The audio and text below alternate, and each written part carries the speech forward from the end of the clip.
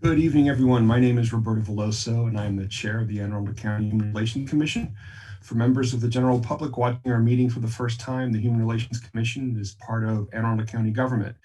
It was created for the purpose of promoting and enhancing the ability of all Anne Arundel County residents to pursue their lives free of discrimination. To accomplish this goal, the Human Relations Commission has been charged with the legislative mandate to enforce Anne Arundel County's fair housing law, work towards the elimination of discrimination in Anne Arundel County. If you believe you have been a victim of discrimination in housing or wish to bring some other matter relating to discrimination in Anne Arundel County to the Commission's attention, please contact us using the contact information on the Human Relations Commission webpage on the Anne Arundel County government website. The Commission is meeting today pursuant to Section 3-5A-106 of the Anne Arundel County Code for the purpose of conducting business required to perform its statutorily mandated duties. It is now 6:01 p.m. and the meeting of the Anne Arundel County Human Relations Commission will come to order. Madam Secretary, will you please conduct the roll call? Yes, Commissioner Aptar, please unmute and say yes for the record. Or present. Could I ask you to just say your name again? Oh, Mark Apter, yes. Thank you very much. Commissioner Tony is present. Commissioner Clapsaddle, please unmute and say your name. Yes. Thank you. Commissioner Gaskin. Present. Thank you very much. Commissioner Hatcher. Present. Thank you very much. Commissioner Peterson. Present. Commissioner Syed, can you unmute and say your name, please? Khalid Syed, and I'm present. Thank you very much. Commissioner Veloso. Present. I also recognize the presence of our ex officio member and for our purposes, Human Relations Officer, Alana Desnes, and our visitor speaker today, Dr. Kay DeBrun. Thank you very much. And one more thing. Tosin Agbula, Commissioner Agbula is also, he's calling in. I'm not sure if he can hear us. Let me ask him to unmute. So I know he's always driving at this time. Commissioner Agbula, can you hear us? Yes, present. Excellent, thank you. Thank you, and that ends the roll call. Thank you, Commissioner Doney. Due to some last minute unforeseen developments, we will need to take two agenda items out of order from the Commission's published agenda. The first is an announcement from our Human Relations Officer. Ms. Dennis, please proceed. Good evening, Commissioners. I have some news. I will be leaving the county in January 2021. This is going to be my last regular monthly meeting that I will be in attendance. I am going to the next chapter of my autobiography, as I say, and I just want to thank each and every one of you for our time together, our hard work. I think we've done a lot of good things for the county and for the community at large, from the hate crimes forum to various educational forums and outreach, helping constituents in times of need. And although I've been here for 3.5 years, since 2017, I think, 2017, I know there's much more great things that all of you will do for the county, but I wanted to extend my humble appreciation for the opportunity to serve and to work with each of you. So thank you. Thank you, Ms. Dennis, for your service. Commissioners, I'd like to make a motion that we adopt the following resolution in appreciation for outstanding public service by Ms. Alana Dennis, Esquire. Whereas Alana Dennis served as the ex officio member and Human Relations Officer for the Human Relations Commission since 2017, providing the Commission and Anne Arundel County government with exceptional counsel regarding a broad array of civil rights issues. And whereas Alana Dennis volunteered numerous hours, incurred personal sacrifice, and exhibited outstanding community spirit in her service acting as a valued community resource and an agent of change, never afraid of speaking truth to power. And whereas Alana Dennis' unwavering commitment, willingness, and ability to understand and respond to the concerns of the people of Anne Arundel County has made a substantial contribution to the betterment of Anne Arundel County and has helped to make progress towards the dream of making Anne Arundel County the best place for all. Now, therefore, be it resolved that the Anne Arundel County Human Relations Commission does hereby commend Alana Dennis for her dedication, enthusiasm, and outstanding public service given to the people of Anne Arundel County for the past 3 years. At this time, I would open the floor for discussion and amendments.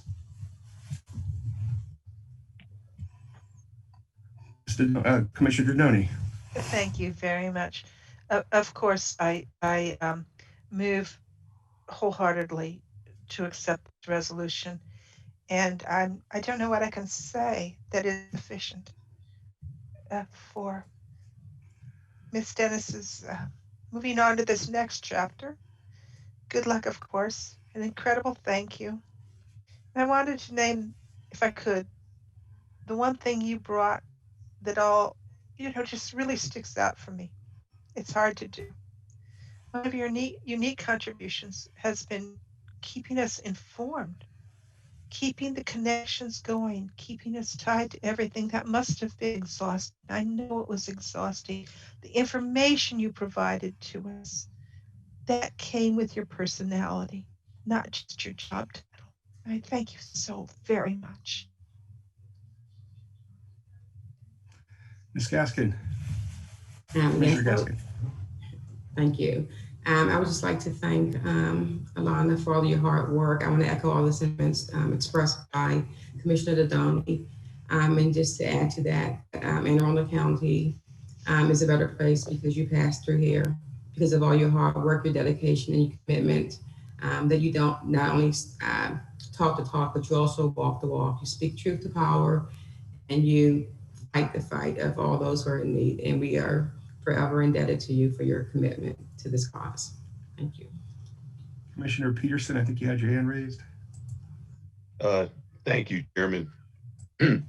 Alana, I want to echo what everybody is saying. I think the greatest attribute you have is you're fiercely dedicated to honest communication. And I think that's been an invaluable resource for us. And I have really enjoyed our time together and the conversations we've had both online and offline. And you have left some big shoes to fill. And I believe that you made the county a better place to be and moved it in your own way and with the help of others to be the place for all. So I want to thank you for your service and wish you well on your continued life journey, and know you'll be successful in your next endeavor. Thanks. Okay, if there are no other comments, we have a motion for the passage of the resolution on the floor. Is there a second? Second it. Okay, all in favor, say aye. Aye. Aye. Yeah, the ayes have it. Ms. Dennis, thank you for your service. We will memorialize this at a minimum and get you an electronic copy of the resolution and maintain a copy in our permanent records of the commission early in the new year. Thank you so much again for your service and everything you've done. We really appreciate it. Thank you all. Thank you all for your kind words. I appreciate and value each and every one of you. Thank you. And we'll still be in touch. Good. Thank Good. you.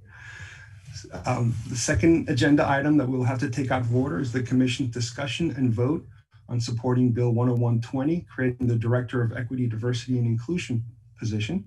We're doing this as a courtesy to accommodate the schedule of our special guest, Dr. Kay Bogus de Bruin, Chief of Staff for County Executive Pittman, who has graciously agreed to come to address any questions the commission might have regarding the proposed legislation. Thank you, Dr. Kay, for joining us. Before I turn the floor over to you, let me first provide a brief summation of the bill as I understand it. So the county executive, as all the commissioners know from our email communication, is proposing creating a new position around which eventually an office or department will be established to help organize, coordinate, and orchestrate all of the county government's efforts concerning equity, diversity, and inclusion.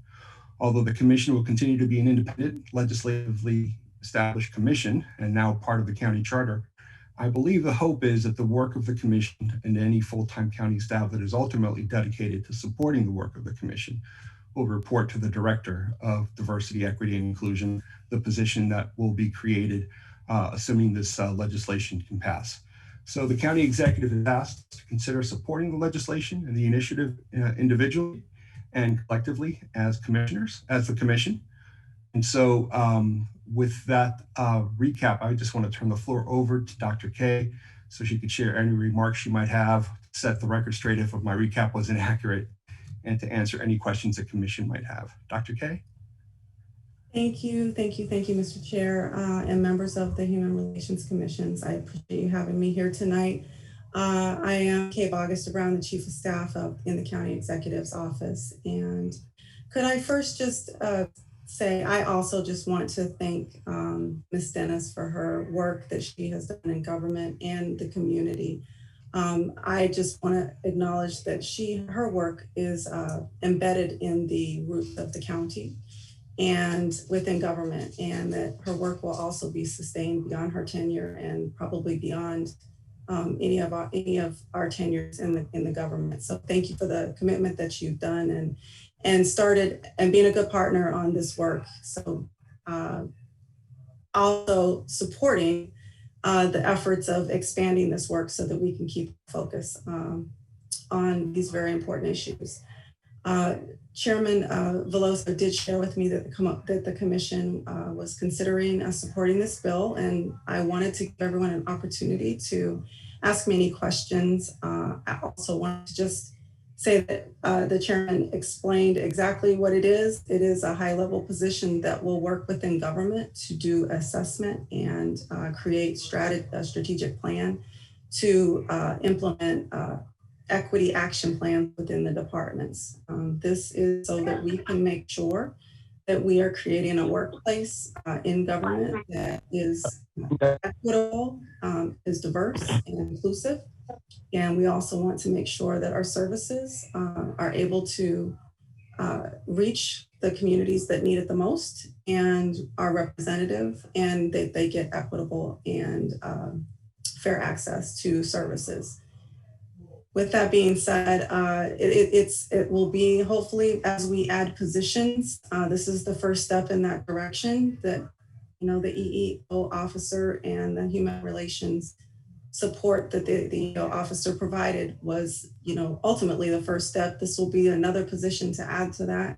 And then we'll also be looking at across government to see what other what other functions are there so that we can centralize them in one place, which will ultimately help allow us to make sure that we're learning from one another, collaborating and working together so that we're working in a seamless and structured way to push this work forward and keep our eyes on it. By sitting in the county executive office, there won't be a moment for us to not consider it. This position will help to make sure that we've got an equity lens on all of our decision making. So I encourage you to support this, but I certainly want to answer any questions that you have that you may not have included in the questions that were sent to me via email. Commissioner Peterson, do you have your hand raised again, or is this from before? No, I have my hand raised to ask two questions. Sure, go ahead. In my testimony that I already submitted, and I think you've addressed this, Dr. K, is the need for this to be a full office and not just a slogan. I mean, one person, it's a great start, but I would hope that in the next budget session, even though it would be tough, we would start to flesh this office out and make it a real function. The other thing that I'm real concerned about is the whole issue of county government. Probably the least equitable position from a hiring, promotion, and retention standpoint is county government as it stands right now. Although there have been some changes, I participated in a study, and I said that in my testimony a few years ago, and we found that the county had really not done well. And I think right now you have one position in the county office of law. I don't know if that's an attorney, but I know that when we looked at it a few years back, there were none. And the largest group and most well-paid group of individuals were, of course, in the corrections department, which is kind of like not what you want to see from an optics standpoint. I would hope that the county executive and the administration would aggressively pursue implementing this program sooner rather than later. And I'll wait for any comments you might have. Certainly, Commissioner Peterson, thank you for bringing up that. That's very important to us. We've had lots of conversations about, making sure that our county government is reflective of the community and, gives different opportunities to anyone who wants to be a part of government and serve. Public service is probably one of the most difficult but rewarding jobs, and we want to make sure that everyone has the access to be able to do that. With that being said, I know that it may be a difficult road to get an office, but I think that if we work really hard, that we might be able to look across government and find ways to bring some additional positions in and use them in different ways. We're hoping to look at having someone with a focus with ADA. We're looking at including LEP in it. We're looking at making sure we have someone that can keep up with all the equity initiatives, and then of course the EEO and civil rights positions. I also know that there is a need to support the functions of the Human Relations Commission, and I know that that will be something that we will be looking at through the assessment as to what types of support and resources are needed to make this a full-fledged office and to move the work forward. So we understand how necessary it is, and I don't want to let this moment go by without taking advantage of our attention on this and keeping it there. We had Commissioner Clapsaddle and Commissioner Dodoni. Let's have Commissioner Clapsaddle go first. You had your hand up first. Dr. K, I am fairly new to Anne Arundel County. I've lived here for 2.5 years. My question to you is, first of all, I think this is an excellent beginning for the county, but the areas in which the director will be dealing with also affects this commission and things we're concerned with. So I want to know, what will this individual be an ex officio member of this commission? Would that be something that would be helpful to us, to you? I absolutely think that this position is going to be designed to work with the team here, the commissioners, and lift up the work that you're doing and make sure that we've got the communication in place so that you're receiving information, reviewing information that we have, to the extent that, we're making changes and recommendations to policies. I see it as a very natural working relationship where the issues of the commission are kept in the forefront of the county executive's mind and the leadership team. Commissioner Dodoni? Mm-hmm. You're on mute. Hi, Dr. K. Thank you. 2 points I want to discuss with you. First is the nature of the interaction between this commission and that office. I certainly appreciate receiving and understanding information. We are mandated to also provide input and recommendations. How do you see that interaction going? A two-way path of interaction where this commission can provide our insight and review comments for policy changes, for example. So I have not dug into the weeds on, how that would be operationalized, but I can tell you in my mind the way I think about it. Thank you. I think about, if I could just use an example, we have a policy that is going to impact that we're looking at within a different department. and it's a part of their action plan where they're reviewing a policy. And we want to make sure that this is something that we've used the equity lens, and we think that this is the recommendation is sound, the policy, we can work this out, it's legal. We send it to you all, and the Immigrant Affairs Commission and other groups, advocacy groups, and we use that engagement piece in a way that you can look at it and say, yeah, we like this, but here are some areas where we have some concerns, and we have expertise in this particular area. Can you consider XYZ on this particular policy? That comes back through the officer that we will have for human relations. I'm gonna be positive and think that we're going to be able to provide some additional staff. That comes back through, and it's going through a process in this particular office, which, you know, hopefully will grow and have more people that will come and they will assess it. They'll work with the department to maybe massage it and find out, is this, you know, doable?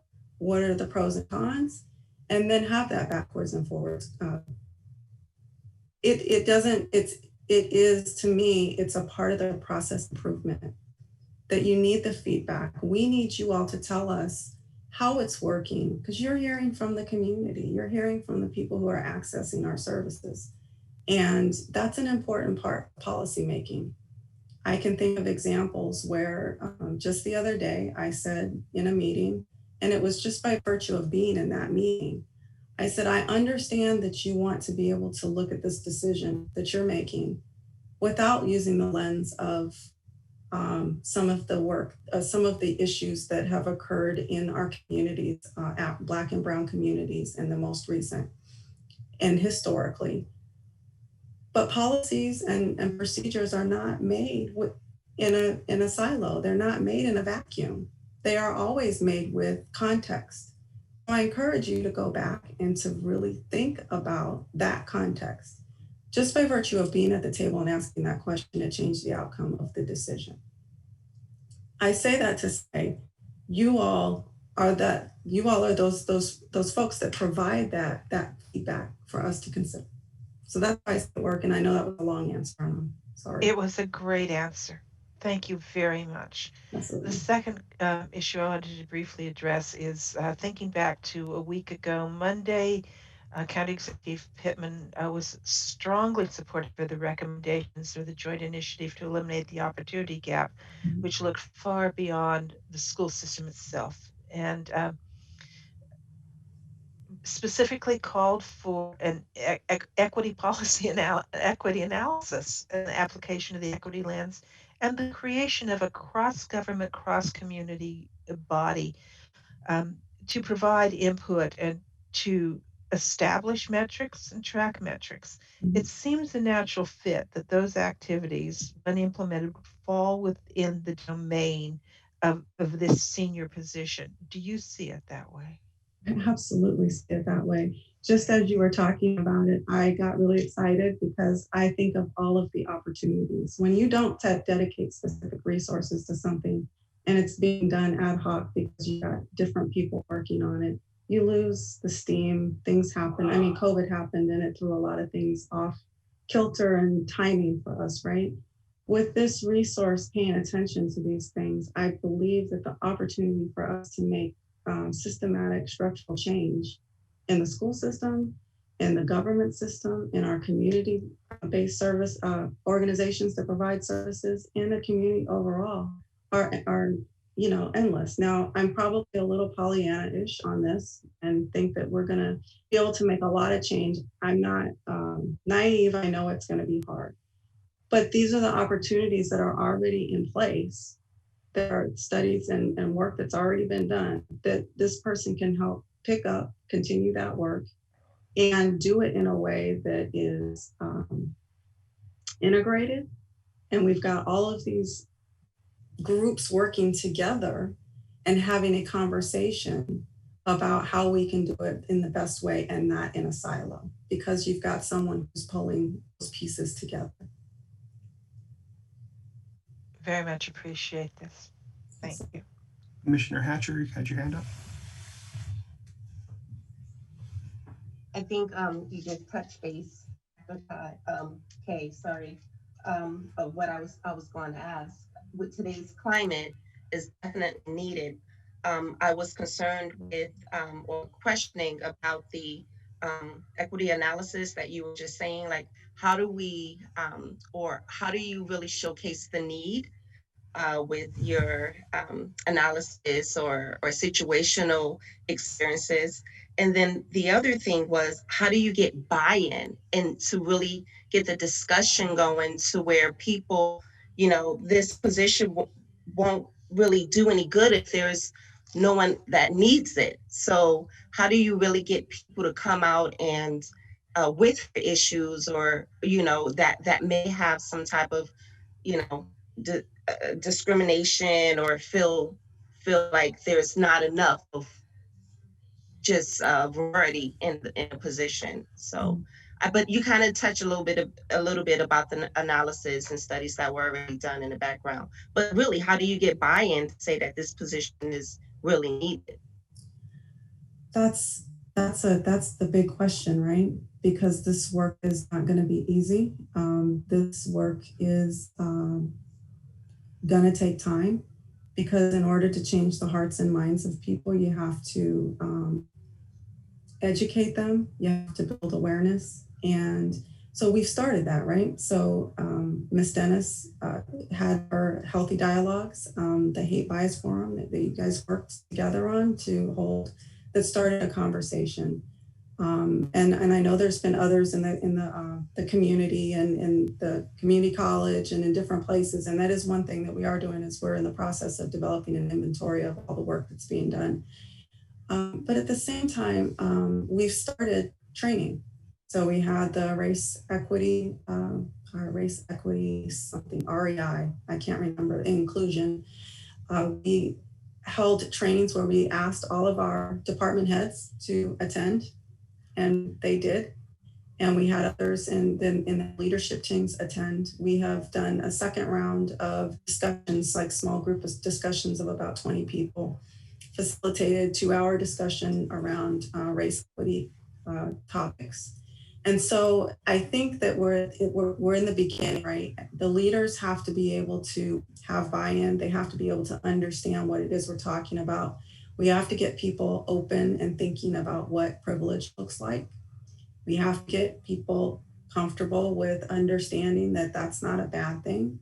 We have to get people comfortable with having conversations that are difficult. This isn't just for, this is for everyone. It's uncomfortable for me to have these conversations often because I don't want to be, sidelined, or I don't want to be treated differently. But we have to create that. We have to create a context in which we can have the conversation and be able to talk about it without alienating one another. So I say that that's the first part.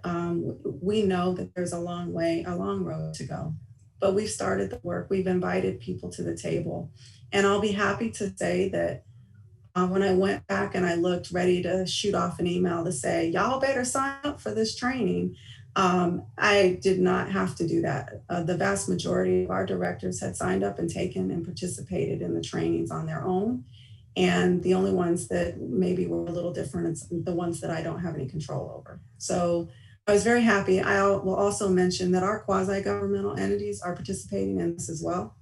So, the nonprofits that still provide government service, they are a part of this. And this is a part of every discussion that we're having. Thank you very much. Thank you, Dr. Kay. If there are no other questions, I would like to open up the floor, see if we could have a motion that the commission formally vote to support Bill 101-20. Can we have a motion? I would make such a motion. Do we have a second? Seconded. Okay, all in favor? I'm sorry, Faye got there first. Okay. Yes. Okay, so all in favor of the Human Relations Commission formally supporting Bill 101-20. And again, I would, Commissioner Dodoni is going to be providing some live testimony on Monday. Commissioner Peterson has already submitted testimony. I'm going to be submitting testimony, and I would encourage everyone, if they're able to, to submit testimony supporting this important new initiative and for passage of the bill. So all in favor? Aye. Aye. Aye. Aye. Any opposed? Okay, it's a unanimous decision. So the commission will be supporting Bill 10120, and we're going to be submitting some testimony in support of the initiative. Thank you, Dr. K, for coming to spend time with us today to speak with us about the bill. I would encourage you to, I know you have a busy schedule and you're heavily in demand. I'm hoping that we get to see you maybe a couple of times in the new year, because I think there's a lot of important things that we can collaborate on, and we should talk about and see how we can move the county forward in terms of becoming the best place for all. Absolutely. I look forward to it. And I also look forward to receiving your report so that I can have a foundation for the work that lies ahead of us. Oh, that's coming January 31. It'll definitely be filed by then, if not before. All right. So, thank you very much for having me. All right. Thank you so much. Yeah. Okay. Commissioners, moving on to the next item on the agenda. We're going to go ahead and welcome our newest commissioner, Joseph Clapsaddle. Commissioner Clapsaddle was appointed, I think it was the last county council meeting, and I had a good meeting with him last week, kind of to try to bring him up to speed in terms of the work that we're doing. Commissioner Clapsaddle, I'd like to turn the floor to you so that you can introduce yourself, tell the commission anything that you like about yourself or why you wanted to be on the commission. And so the floor is yours. Please feel free. Thank you very much, Roberto. For the last 20 years, I lived in West Hollywood, California until 2018 when I moved to Arnold. And I was very heavily involved in the community in a number of areas that I thought related to the work of this commission. One of the key things that I dealt with was the Chamber of Commerce, was bringing the business community into the social fabric of our citizens. Also developing a system of recognizing issues which are concerned about housing. Specifically, I was involved in the senior housing situation because we had a community which was aging, and it was also a community where costs of housing was going up. So I was involved in that. I've been actively involved with a great many LGBTQ plus issues over the years. And I thought this was a place where I missed the involvement in the community that I had in my former home. And while I love this area very much, I needed to feel like I could make a contribution. I thought my background was suitable to this commission. And I thank you very much. I look forward to working with you, and I'll try not to talk too much. Thank you for joining us, Commissioner Clapsaddle. So we appreciate you being here.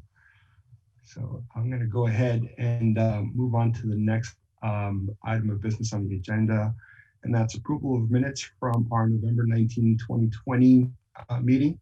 The minutes from that meeting have been circulated. Are there any corrections or omissions that need to be addressed? Okay, seeing none, can we have a motion to approve the minutes as drafted?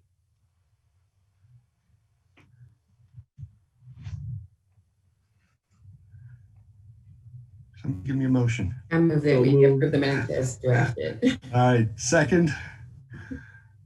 Second. All in favor, say aye. Aye. Aye.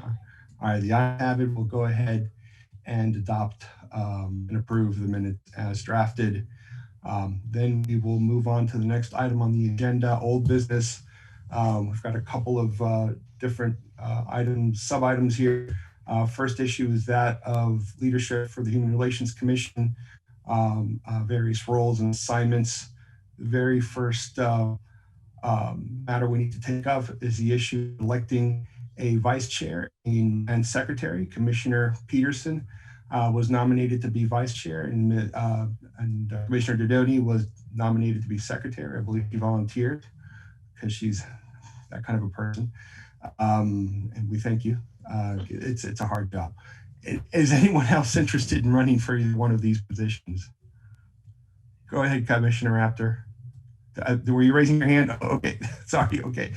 All right, can I have a motion in favor of electing, seeing that no one else is interested in running for one of those positions, can I have a motion in favor of electing Commissioner Peterson as our vice chair and Commissioner Dodoni as our secretary? I so move. Can we have a second? Second. All in favor? Aye. Anyone opposed? Okay, the ayes have it. Congratulations, Commissioner Peterson. You're now vice chair, and Commissioner Dodoni, you're now the secretary for another year. Thank you for agreeing to shoulder the work and the responsibility. Very grateful to have you both here to help us do that.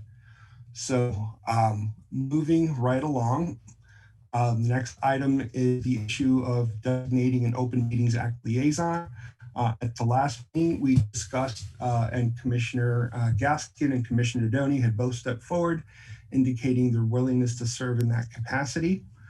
As I understand the law, and maybe our Human Relations Officer, Alana Dennis, can clarify, we need at least one person designated in that capacity, but there's no prohibition against having two individuals designated in that capacity. And as a reminder, all that's required is taking the online training offered by the Maryland Attorney General's office. Ms. Dennis, are you there? Can you hear us? She didn't. Yes, I'm so sorry. I had to step away for one quick second. That's okay. What are you, I did not hear the question, so could you? It's not a problem having more than one individual designated as Open Meetings Act liaison. Absolutely not. Okay. I think, and actually, I think it's recommended. Benefit. Yeah, it's a benefit. I would recommend it, yes. Okay. Commissioner Dodoni, Commissioner Gaskin, if you're willing to do that, we will formally note in the minutes and in our records that you are the designees. Are you both agreeable to doing this? Yes. Excellent, excellent. Yes. So please, if you could get back to us, I believe I'm not sure if it's a requirement, but I believe the idea is that you will complete this training within 90 days. So if you could just report back to us, and if you end up getting a copy of a completion certificate or something, let's send us a copy so we could keep a copy of it in our records. And that would be wonderful. Very grateful for you two agreeing to do this. And obviously in that capacity, as we move forward doing our business, if you spot an issue with respect to the Open Meetings Act, I'm counting on you to raise it and help us find a solution so that we're compliant with the Open Meetings Act. Okay, great. Thank you so much. Next item on the agenda is designation of liaison for the City of Annapolis Human Relations Commission. This would be a commissioner who would attend and monitor the meetings of the City of Annapolis Human Relations Commission and look for ways that we could collaborate. Commissioner Hatcher was very kind and offered to participate in that capacity. So I would like to just have our minutes note that she has volunteered to do that. Is that still, am I correct in that, Commissioner Hatcher? Okay, she gives the thumbs up, so I mean she's in agreement. I just want to point out, okay, excellent. I just want to point out that we have an open invitation from the City of Annapolis Human Relations Commission. If we ever are interested in just dropping by, sitting in, and watching, or anything we want to share with them, we are welcome to do so. So it's not just Commissioner Hatch that could do that, but thank you for agreeing to sort of keeping an eye on what's happening with City. Appreciate you doing that. Moving right along here.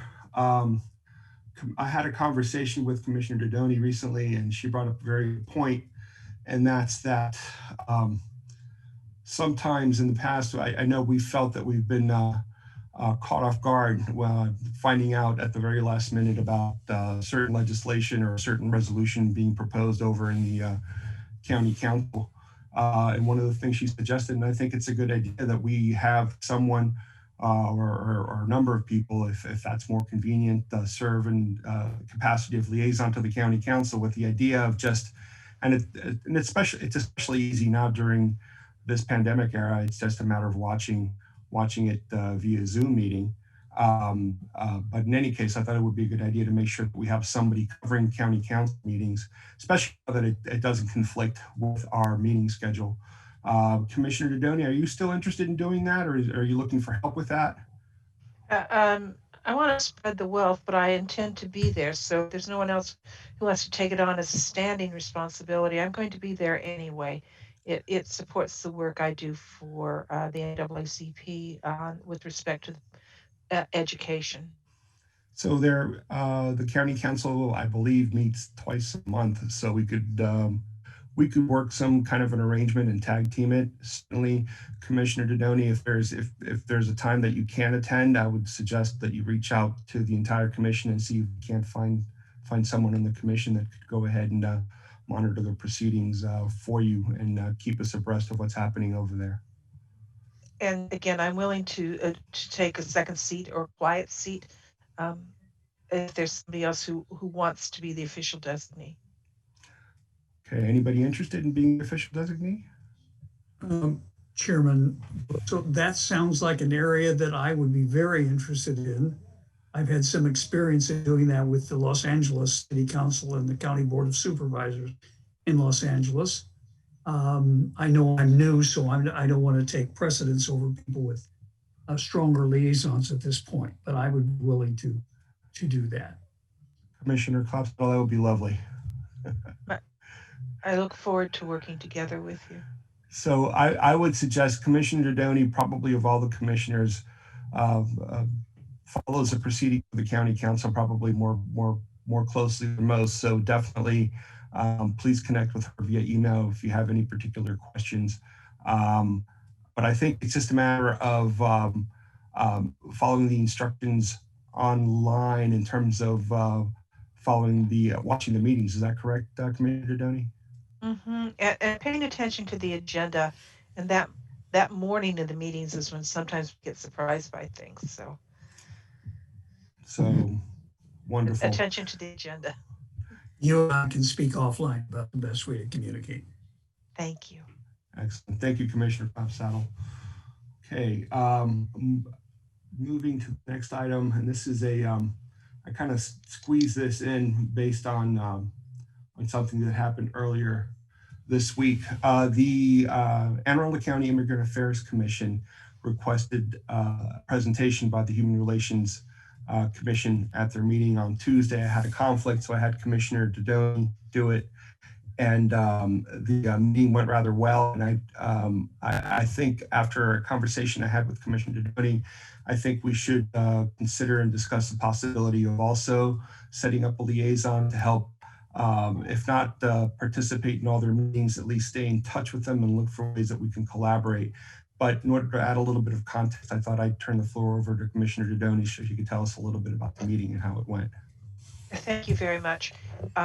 I experienced an attitude of desire to collaborate, offering the services, the request for our services to be made more available to, transparent to, and known within the immigrant community. So it seemed to be a natural synergy where both bodies would benefit. As an example, they need to have our brochure in Spanish. They have Spanish translators. So they know how to reach the Hispanic community. I want to emphasize a couple of the points that were made over and over again. I said I would bring these points to you, to our commission. Know your rights is a very important topic for the immigrant community. Immigrants are being taken advantage of regularly because they, one, don't know their rights, and two, don't feel safe accessing or exercising those rights. I'm reading my notes, but I hope that our chairman, Commissioner Veloso, is just nodding emphatically, but because this is a world that he experiences all the time. And it was the visceral impactful meeting for me. I can only imagine what it's like. Access points are an important issue. They know access points and we know access points.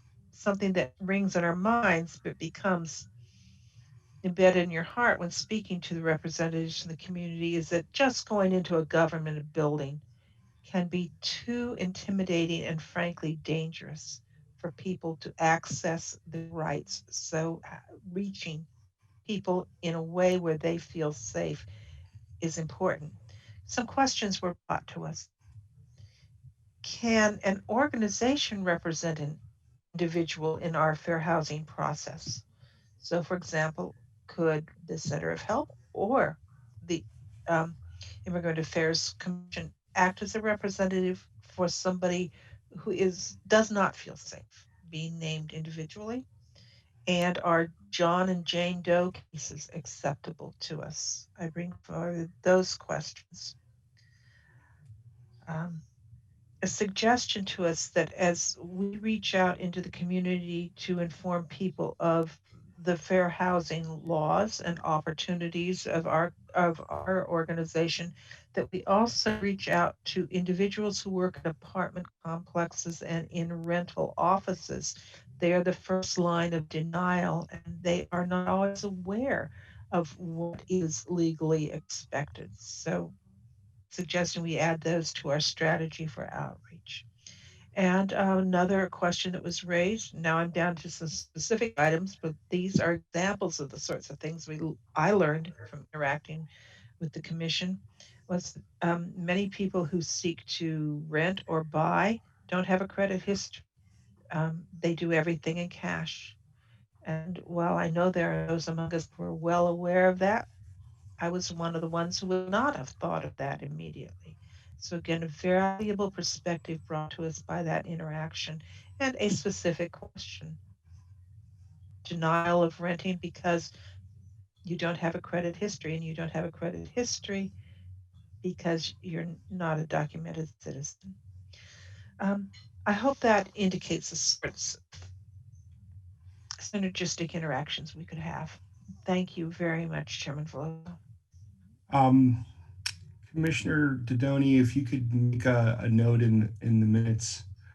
I think this is a matter we need to come back and consider and probably reach out to the Office of Law on. We have authority under legislation that reestablished the commission to enact our rules and procedures apart from what's contained in the code. And we had the Ethics Commission has provided us with a copy of their own rules and procedures with respect to the conduct of hearings. And I think this is something we could consider and explore the possibility of having someone be represented by someone other than an attorney. I thought that this could be a potential issue, for instance, with an elder, a resident of the county who wanted one of their children to represent them, an adult child to represent them or help them with the hearing. So those are things that we might want to consider, but certainly we need to follow the law that governs the work that we do, and it would require checking with the Office of Law to get a determination from them, and if in fact we can proceed in that manner. We need to draft up the procedural rules, and I believe we're required to post them and to allow for public comment of 90 days. But if this is an issue we can't resolve right now, but I want to take it up in the new year. So if you could just note in the minutes that we should follow up on with respect to this issue. But the one thing I would like to see if we could do, can we have volunteers, anybody in a position that they might be able to attend the meeting of the Immigrant Affairs Commission? They generally meet on the third Tuesday of the month from 6 to 8, and right now they're doing it via Zoom. Is anybody in a position to do that? Let me suggest, go ahead, Tosin. Yeah, I can volunteer for that. Oh, wonderful. Thank you, Commissioner Agbula.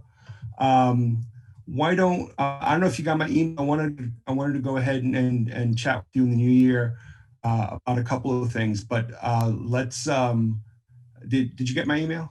Yes, I did. Okay. Write me back and let's pick a time to talk in the new year. We can talk about that. I also want to talk to you about mediation. But yeah, let's go ahead and do that. We'll go ahead and on the record that Commissioner Agbula has agreed to be the liaison, keeping in touch with the Immigrant Affairs Commission. Wonderful. Thank you, Commissioner Agbula. Moving right along, next item, mediation. And that's one of the things I wanted to talk to you about, Commissioner Agbula. But I also want to note, I want to thank Commissioner Apter, who has stepped forward and also indicated his willingness to help us comply with that requirement that at least one member of the commission be trained as a mediator. Commissioner Apter, if I recall correctly, you submitted your application and you're waiting to hear back from the Anne Arundel County Conflict Resolution Center, correct, in terms of the training? Yeah, that's correct. I sent my application into Leah Berry of the Conflict Resolution Center, and the impression of a return email that she would deal with that and do an in-person Zoom interview early in the new year. Okay, excellent.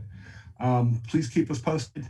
But for now, we'll note in the record that Commissioner Apter is pursuing that training, and I'm going to report back after I have a chance to talk to Commissioner Agbula, because I think he just was recently trained while he was finishing law school just last year, and he may be a certified mediator. We need to talk about what certification he has and whatnot. But we'll note that for the minutes, and we'll keep moving right along. The next Commissioner, item. I'm also Yes, interested. I'm also interested in mediation training. I know you don't need multiple, but I think when we met last month or the month before, they were saying that it was open and it's free of charge. So is that a possibility? Well, I'm going to let Commissioner Apter answer that. As I understand, it's there aren't as many opportunities for training as I thought. Can you fill Commissioner Hatcher in, Commissioner Apter? No, I can't. I know it's a 4-day training, but I don't know any more details than that. Okay.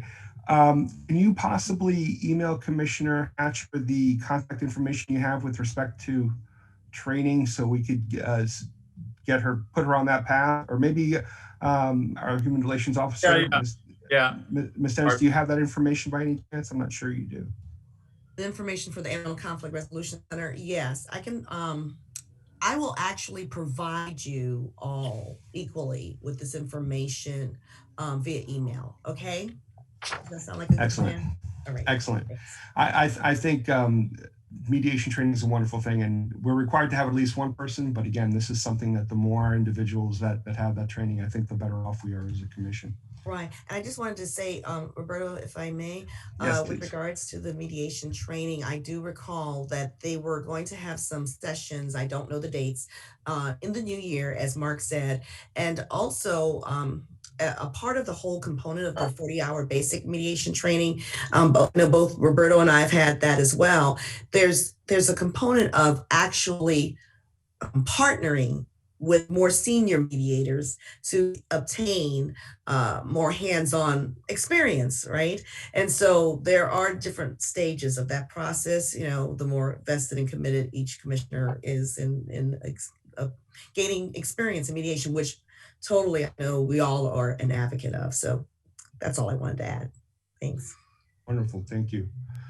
And the last item regarding leadership roles and assignments. We don't necessarily need anybody to step forward today, but I'm hoping that somebody will see if they think they might be in a position to we are going to be getting a student commissioner. Hopefully they will be joining us by our next meeting in regular meeting in late January. I'm hoping that somebody will be in a position to step forward and spend some time with them, kind of onboarding them and kind of letting them know the work that we're doing and the law that we operate under and so forth and so on. So if somebody thinks they might be in a position to step forward and have a little bit of time to have a few phone calls or a few Zoom meetings or Google Meet meetings with the new student commissioner, that would be great.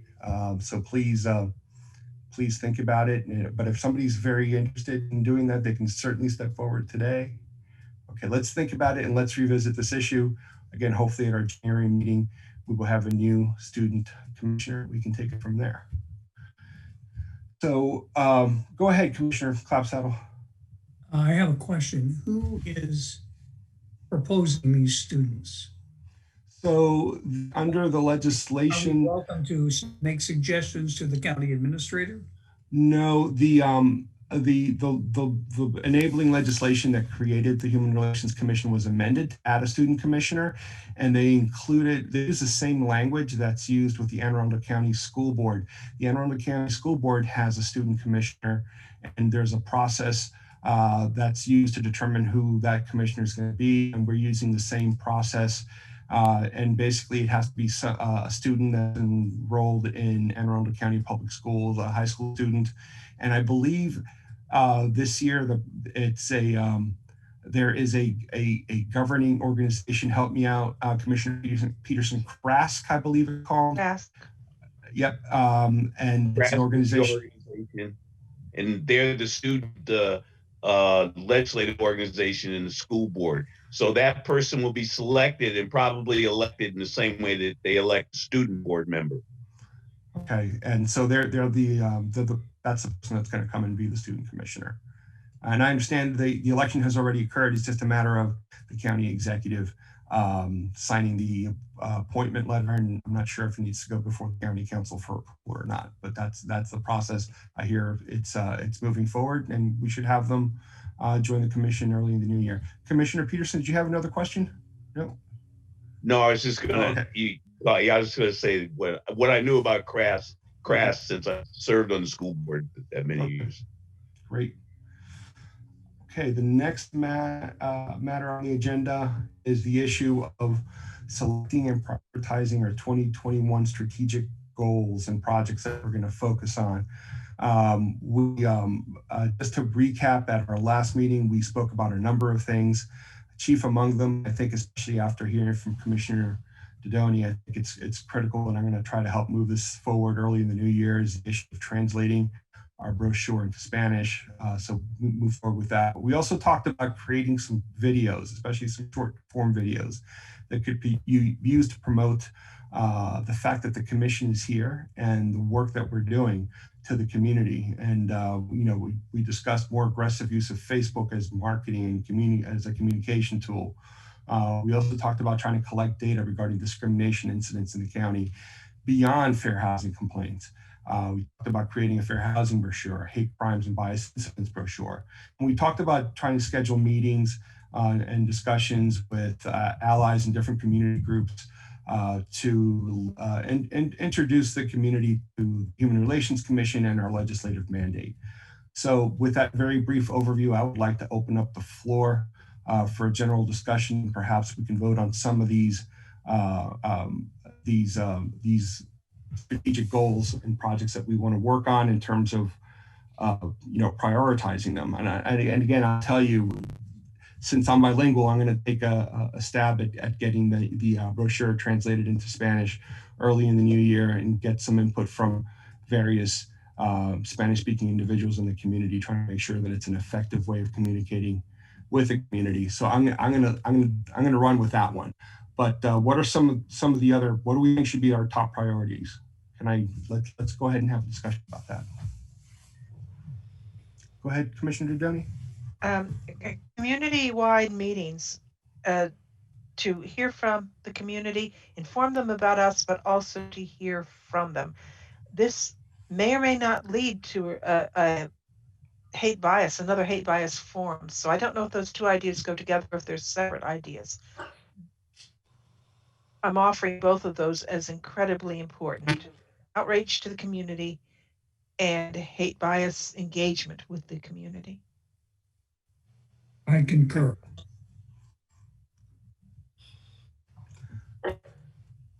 Well, I think the idea that that was just presented in terms of short form videos would be an effective way of getting the word out to people who don't read little blurbs in the Annapolis Capital. And those short form videos need to be done in a professional way, not just somebody sitting in front of a cell phone and talking. They need to be attention getting. And I would suggest that we ask the county video office if they would work on the editing, et cetera, whereas we then do the content. Mm-hmm. I would also add to that, Mark, that we could also explore using Anne Arundel County communication students who are interested in videos, because I think I think we need to kind of bring that component into it. And I've had some experience doing that in California. It was very effective. It doesn't cost us anything, and it's helpful to the students. Talking about Arundel Community College? Yes. I know that the city. I don't know whether they have a strong media program. I mean, that's the first thing to find out. The second thing to find out is if there's any interest, because this is a great project for a student. Great project for a student. I can tell you that the city of Annapolis had a number of interns from Annapolis High School, and they used them quite effectively to produce a number of TikTok style videos, because aimed specifically at youth, and they did a heck of a job. So I think getting the input from those in the community that are likely to be persuaded or informed or educated by these videos is absolutely a critical thing we do. And there's one thing is a TikTok. That's a special kind of effort. Another thing for Facebook. So I don't think you can treat them equally. Stylistically, I thought maybe you could, in terms of just a short video segment, but I don't know. I'm talking about content now. Yeah. Commissioner Peterson. Thank you, Mr. Chairman. You're right about the Annapolis. I believe when I was on the board, we allocated funds, and they have a TV radio capability there, and that's why you got those students, I believe. The other thing is that if we talk with the school district, they have resources too, and they might be with Annapolis plus the school district resources might be able to get students involved in helping produce these kind of things. And frankly, I think it'd be great if it was from a student perspective, on housing, on discrimination, on bias, because their take, I think, would be more interesting for the general public than a bunch of us old folks talking about these issues, frankly. So that's my take. I think that it may and may not, because they may not have that much experience with renting and the process of, to going about renting and things of that, but they will give us a fresh idea. So I think maybe just collaborating, both sides getting a fresh view versus an older, more mature. But I would say, because I think the last time we met, we were really kind of gung-ho about this, and using this as a way to market ourselves, who we are, and kind of get attention, get the attention out there. So if we could form maybe like a little small group, we can start maybe planning and reaching out to these folks so that we can get the ball rolling, because I'm down for helping to organize and get these videos orchestrated, and so that we can promote who we are. I have some contacts with Arundel Community College, and I'd be happy to take the initiative with the community college and find out who's running a program for video training, et cetera, assuming they are with them. And maybe you suggest that somebody else go to the school board and go to the go to specific the city government, et cetera. Commissioner Hatcher, can I ask you to if you'd be willing to volunteer to head up this this ad hoc committee to sort of orchestrate actually making some progress on this? I know Commissioner Apter, Commissioner Peterson, Commissioner Clapsaddle, I think they'd be willing to join you in this endeavor in terms of, let's come up with a plan. What are some of the steps we need to take to move forward with this? Yes, I agree. And I will definitely like to take the lead. Wonderful. Thank you, Commissioner. Alana, one more thing. Last time we met, I think you were going to reach out to see if we could possibly use a visual, like TV studio. get some assistance. I think you were going to reach out to someone. Yes, I mean, Arundel Live, I can do that. It's been so busy, I didn't have the opportunity to do that, but I will do that. Not a problem. Or if you even want to pass on maybe a contact person and we'll. Right, Roberto, and I, actually, usually when we do all of these monthly meetings, I include Gary, who is the first name. I'm not going to say on because we're being recorded the last name, in these emails, and I will forward that to you so you can have the information as well as Roberto. He already has it. Not a problem. Thank you very much. Thank you, Lakeisha. And maybe in the new year, you could schedule a meeting maybe in the first 2 weeks of the year via Zoom or via Google Meet. And with, I would, Commissioner Peterson, Klopsettle, and Actor, and obviously anybody else on the commission that's willing and helping out with this endeavor would be wonderful. So if you could just go ahead and start a meeting going, then we can keep moving forward with this. Would be wonderful. Will do. Excellent. Okay.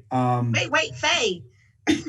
Now, I was going to say, in parallel with the marketing effort, I think that the bullet you have on here about creating the general inquiry form on the website, because we're going to market ourselves, and then we market ourselves, they know who we are, and this is the way that they can then get in contact with us and report any types of issues or concerns they may have, the general public may have. Going hand in hand. I agree with you. I think we need to move on that. This is something that especially now that we're losing a human relations officer, I'm going to ask Dr. K if she can get us some support from somewhere in the county, so we could, we need to know, where's the discrimination happening in the county? What's the type of discrimination that's going on? Let's collect that data. I know our human relations officer has been referring people for help in all sorts of directions when we can't help them. But moving forward, I just want to make it known to everyone in Anne Arundel County that if they have a discrimination issue, we want to know about it. And because if we can collect enough information, perhaps we can persuade county government to do something about it. So absolutely, Commissioner Gaskin. Ms. Dennis provided me with a copy of a spreadsheet that you and her had worked on a few months back with respect to the different fields to collect information. Commissioner Gaskin, can I ask you to do me a huge favor? And if you can send me an email early in the new year, reminding me that we should try to move forward with that. So maybe you and I can start working on that, and anybody else that wants to join us in terms of figuring out how we do this. So after you contact me, I'm going to ask Dr. K if she can connect us with somebody, I don't know, maybe in constituent affairs, that can help us work on coming up with either a Google form that can be embedded on our webpage or something, so we could start collecting this general information. Fortunately, we have the complaint form for housing complaints. That's already up there, but just a general inquiry form where we could start collecting some of that information. So if you could bug me in the new year, I will. That'd be wonderful. Remind me in the new year, I should say. And Roberto, I just wanted, if I may, just to add that I did speak earlier with Kay with regards to the need for when I do transition to have someone assigned to help this particular commission, because you all do very important work, and you're dealing and will continue to deal with very serious issues. And I just don't want there to be a gap, even if the person, whomever is designated, is a temporary interim until everything else unfolds as relates to this director of equity and diversity, which actually was something that the Diversity Council for the county was really in support of as well. I do know, and CECS, one of the individuals who has been tremendous, very helpful to me in the initiatives because, you know, I wear two hats, right? EEO director, human relations officer, diversity trainer. I'm kind of been doing it, holding the fort, and adding on things that weren't a part of it. But one person in particular, I have to do a shout out, has been Vincent Molden. He's within CECS. He is very savvy with all the technology. Yes, you're right. Very helpful in healthy dialogues, all everything with regards to that. I just wanted to say maybe I don't know who will be available, but he has been very helpful to me, and I believe, you know, acknowledge people when they are helpful. You know, Can you tell me what that agency is? Because I know him, but I didn't know him until he came there. right? He's within the within the county executive's office. Constituent affairs? They changed it a bit. Community, okay. It's community engagement and constituent services. CECS is the acronym. I always do that. I always say constituent services, but it's reversed. Community engagement and constituent services. Right. And I forget his formal title. So because they did a little, you know, reorg and they changed the title name. So please forgive me. I can't remember it in the moment, but he has been very helpful, and I know that he has a passion for these for these concerns and interests, you know, issues that we deal with. Yeah, he and I are both on the board of the local Public Relations Society of America chapter, and he's the former president of the chapter, etc. So yes. I could kind of get a sense from him what the county is got capabilities of doing. Yeah, thank you, Mark. And I think he's also served on the ethics, I think it's for the city, if I'm not mistaken, on the ethics commission for the city, if I'm not mistaken. And also he's a local, you know, local, born and raised Anne Arundel County, you know, resident. So. And he's a minority.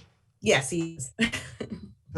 So commissioners, this is what we have so far. I'm going to run with the translation of the brochure into Spanish, and Commissioner Hatcher is going to go ahead and convene a meeting so we could move forward with the issue of the videos. Commissioner Gaskin and I are going to move forward in terms of creating this general inquiry form on our website.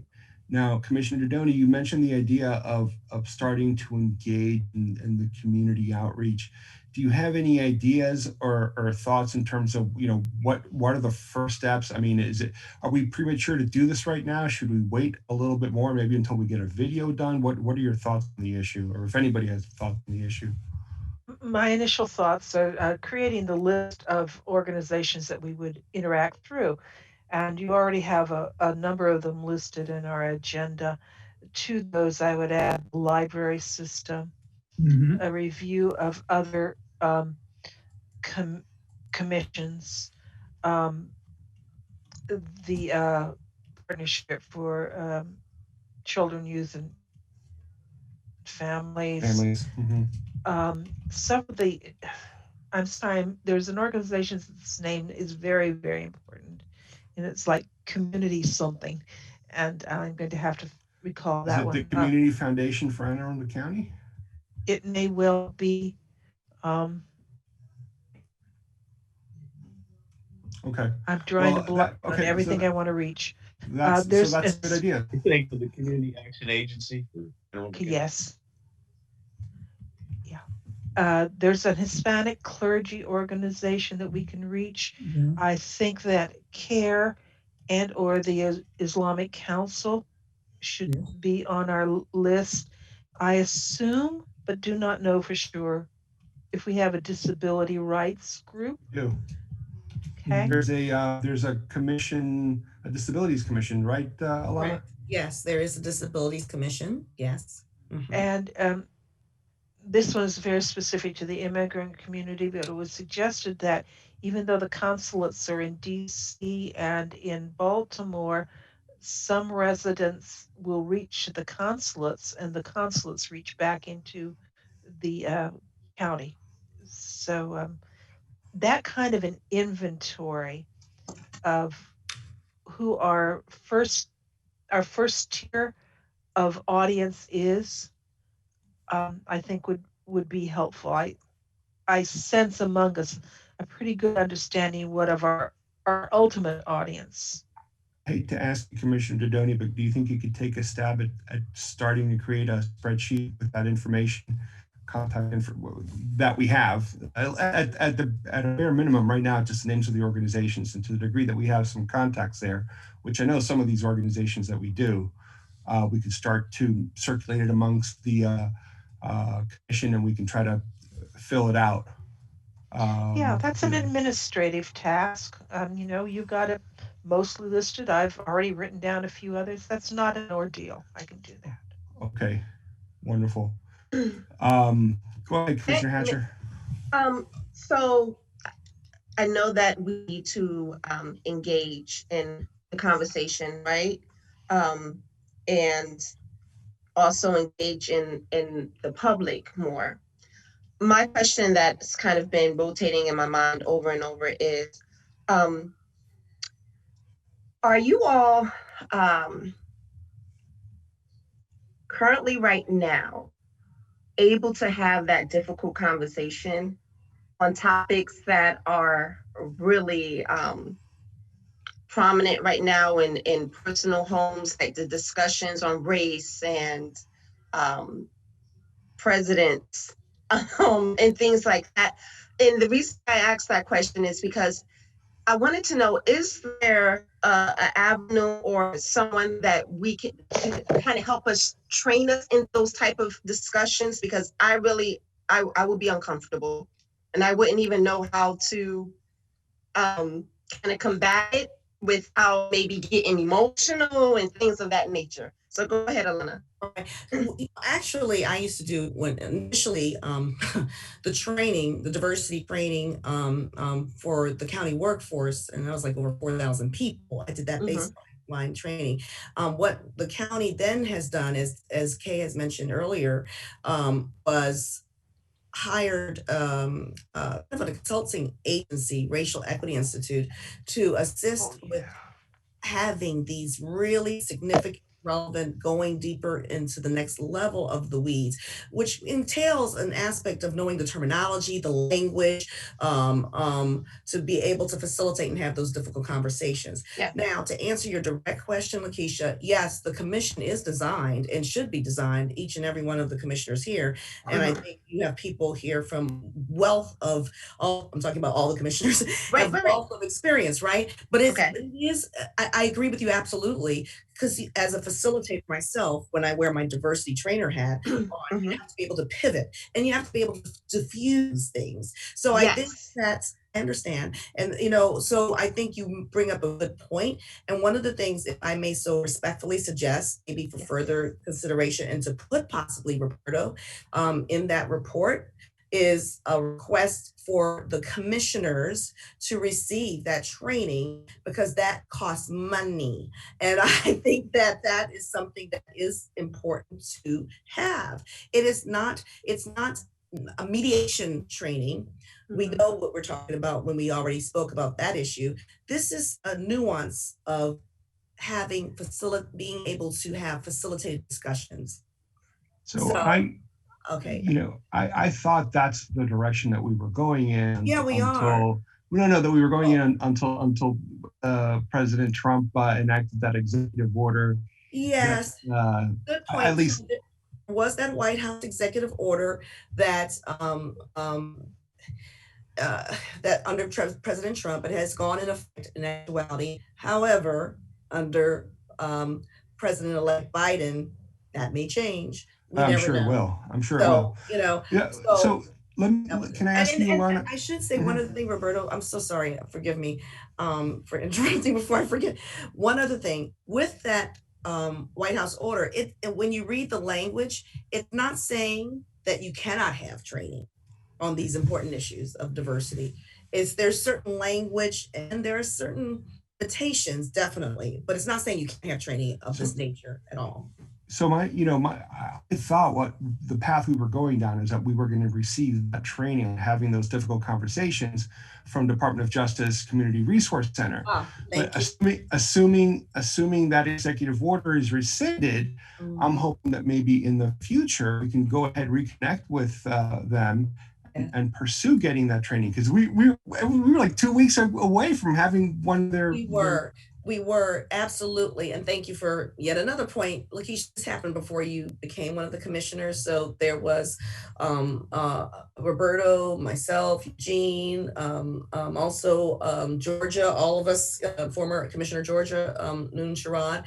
We were all working in those healthy dialogue with the administration to try to have and thank you for refreshing my memory, Roberto, Sure.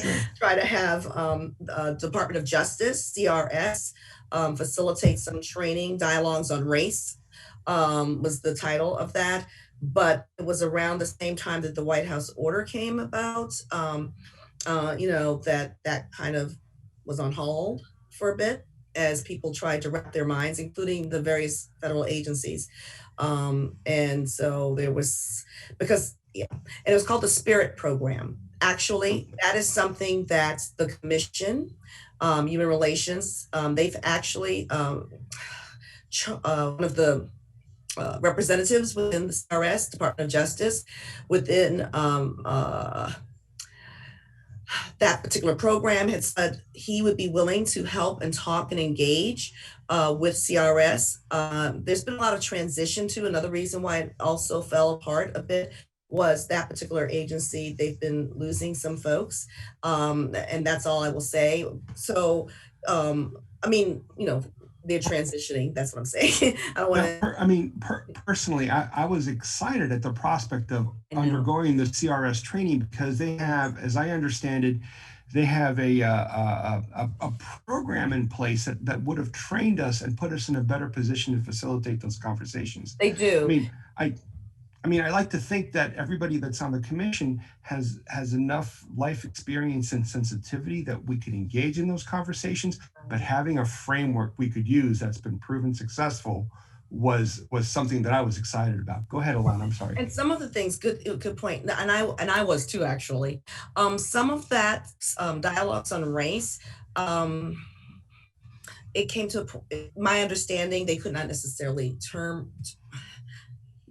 describe it as training. So, but clearly it would have been a discussion that as you all participated, you would have been able to observe, learn how they facilitated that difficult discussion, and also be able to have opportunity to speak yourself and, invite and be open for the community. And of course, this was been great for the commission.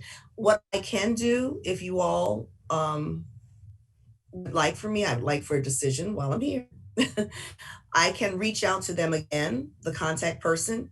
And if this is something that the Human Relations Commission, I can ask, but I know that nothing will happen per se until January. I may not be here, but I can try to continue that and keep the ball so that the dialogue could be going with you, Roberto, or whomever who wants to be.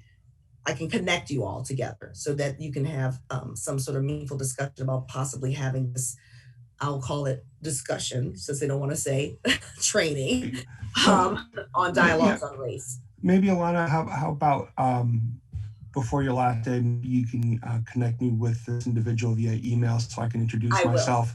And then what I'll do is I'll just follow up after January 20th with and see what we could do. Lakeisha, personally, I think,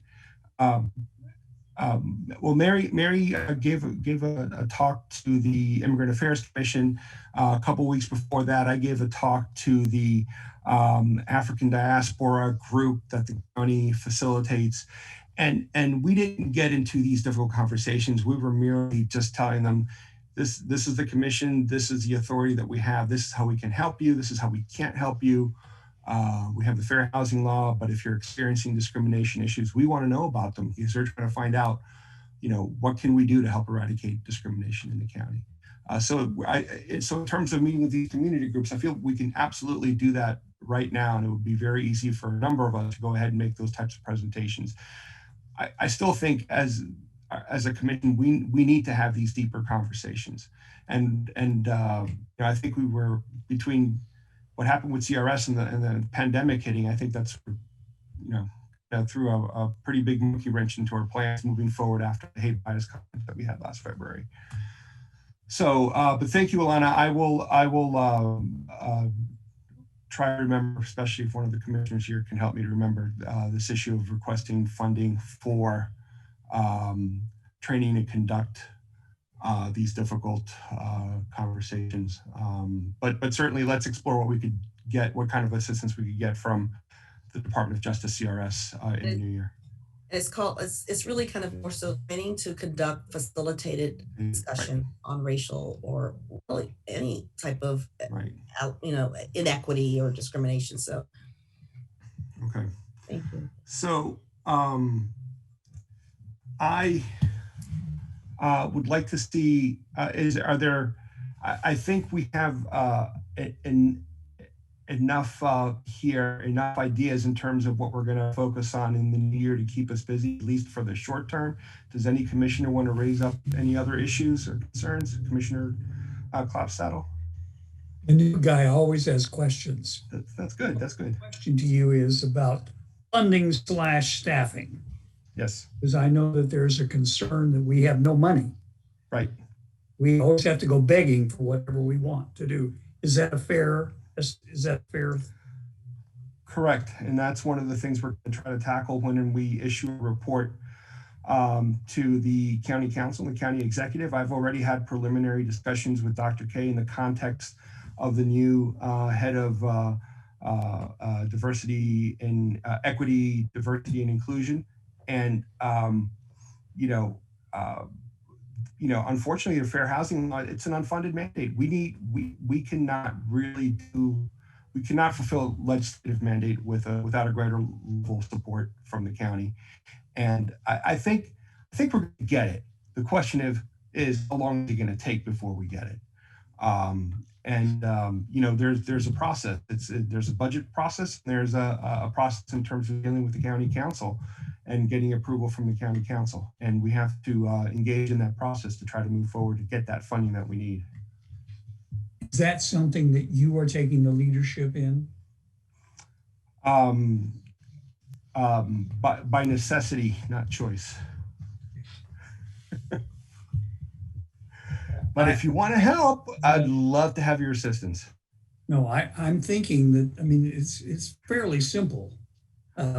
This commission does more than fair housing. I know that's how it started, but we do a lot more than that. And we do need funding and a staff to be able to fulfill our commitment to the community. I don't think anybody here is going to disagree with you. Well, I will disagree with you. I will disagree with you. I will disagree that we don't have, beyond housing, we have no authority. We can do other things, but we have no enforceable authority beyond housing. And I do believe that, having the chairman make the request for additional funding is the best way to go. I agree with you, Mark. We don't have any more enforcement authority other than housing, but the law is written in such a kind of squishy way that we can make recommendations and suggestions for further changes in the county. So, and that's why I think as part of our mandate to help eradicate discrimination. Go ahead, Commissioner Raptor. Commissioner Dodoni. Apologize. Thank you. I heard Dr. K suggesting that there would be resource reassignments and because of assuming the creation of the new executive position. I don't know how we get our input into what comes out of the office that's created thereby, but it seems to me that ensuring that this commission is considered as responsibilities are allocated and as resources are allocated be pretty essential. We're going to be scrabbling for resources. That's a way in.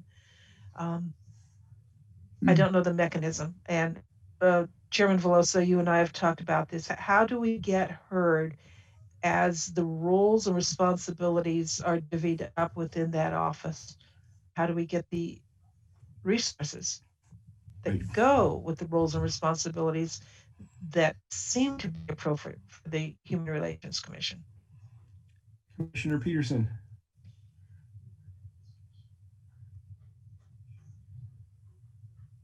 Thank you, Mr. Chairman. I'd be happy to head up a Zoom meeting with some folks to talk about how you do this politically. Um, Basically, this is a political issue.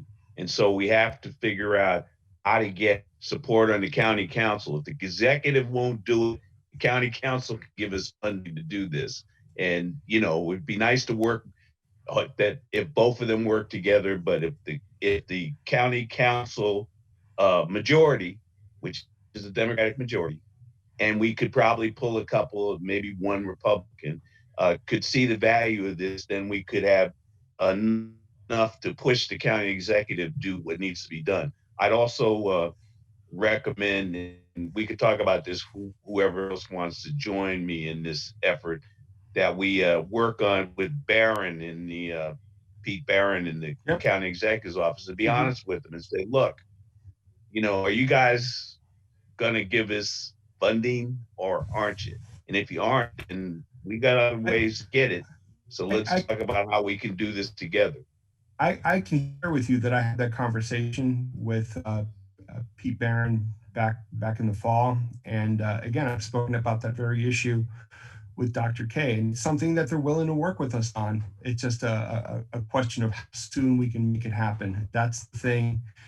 You know, I think we need to impress upon them the vital need that we serve in the community and the important role that we have under Anne Arundel County law to enforce the fair housing law and how that needs to be. I don't disagree with you, but if they're getting calls from their buddies on the county council telling them that this has suddenly become something that's important in their district, they'll do something. That'll help. If help. they don't get that, they're not going to do it. I can just tell you that's the way it works. I agree 100%.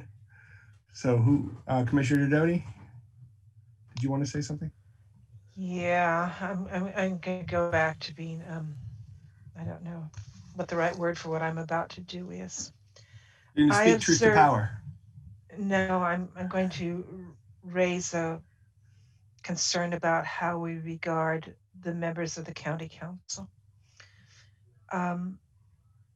I have, in this work that I engage in as a volunteer, I have found it is necessarily deeply spiritual work.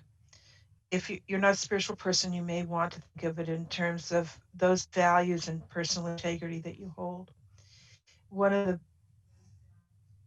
most enriching things I've experienced is to be able to come to deeply respect people who are of a different political party than I am. Be surprised by some of their votes and the way they express themselves, be disappointed by members of my own party. So when thinking of the members of the council, I have found it necessary for my own mental health and spiritual well-being to think of them as individuals who all have values and needing to speak to those values. We have harmed ourselves in the past by drawing broad political I don't want to call it boundaries. Labels. Yeah. And so I want to encourage, see, don't I just sound like Sister Mary Margaret?